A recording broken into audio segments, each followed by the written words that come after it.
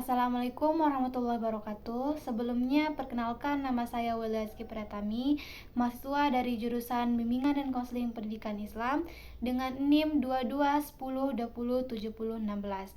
Video ini diajukan untuk memenuhi tugas pada mata kuliah model-model konseling dengan dosen pengampu Bapak Agung Tri Prasetya MPD Kons. Nah, jadi adapun materi yang menarik untuk dipelajari lebih lanjut menurut saya adalah materi Buya Hamka.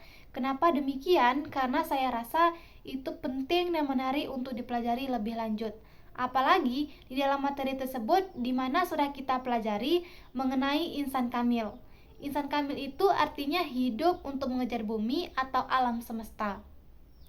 Insan kamil itu dimulai dari yang namanya hidup, akal, alamat, dan pendidikan. Akal itu sendiri artinya mengikat sesuai dengan kita pelajari. Yang diikat itu ada 3. Yang pertama itu adalah pikiran, perasaan, dan kemauan. Selanjutnya yaitu alamat. Alamat itu diartikan sebagai tanda. Tanda itu dibagi menjadi 2, yaitu menyukai kebaikan, yang kedua itu pantang untuk dipermalukan. Dan pendidikan menurut Buya Hamka cuma 1, yaitu menghaluskan pendidikan. Tujuannya untuk mempercantik akal. Dan juga telah dijelaskan bahwa tujuan hidup menurut Buya Hamka itu mestinya harus sesuai dengan apa yang dikatakan oleh Allah. Dan yang paling menarik bagi saya dalam materi ini adalah belajar cara untuk menimbang dan mengukur, di mana juga telah dijelaskan bahwa ada 3 cara untuk menimbang dan mengukur. Yang pertama itu dengan berkias atau disebut sebagai membandingkan. Yang kedua yaitu generalisasi, itu disebut sebagai menetapkan hal yang kecil ke hal yang besar. Dan yang terakhir yaitu ada substitusi atau pemindahan, yang disebut sebagai memindahkan satu fakta ke fakta yang lain. Jadi menurut saya pribadi, saya suka membahas materi tersebut karena sedikit tidaknya saya jadi paham akan bagaimana cara menimbang dan mengukur. Menimbang dan mengukur ini mencakup banyak hal yang ada dalam diri kita. Jadi materi Buya Hamka ini menurut saya menarik untuk kita bahas lebih mendalam lagi di kemudian hari. Kalau saya pribadi untuk perubahan itu saya rasa tidak jauh seperti yang telah saya jelaskan tadi, bahwa dengan mempelajari materi Buya Hamka ini yang mengajarkan tentang cara menimbang dan mengukur, jadi sejauh ini saya merasa ada perubahan dalam diri saya. Contohnya misalnya sebelum saya mempelajari cara mengukur dan menimbang ini, ketika saya mempunyai masalah, saya itu orang yang tidak berpikir panjang saat mengambil keputusan. Saya tidak memikirkan atau membandingkan terlebih dahulu jalan yang saya ambil apakah sudah benar atau tidak.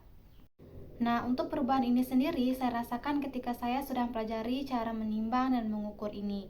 Saya jadi lebih tenang saat punya masalah, sudah tidak terburu-buru lagi dalam mengambil keputusan, karena saya sedikit tidaknya sudah paham bagaimana cara menimbang dan mengukur melalui pelajaran atau materi yang di dalam Buya Hamka ini. Nah, sejauh yang saya pahami tentang BK, yaitu dapat diartikan sebagai suatu proses pemberian bantuan kepada seseorang atau sekelompok orang untuk mengentaskan permasalahan yang sedang dihadapi oleh klien dan mengembangkan potensi diri.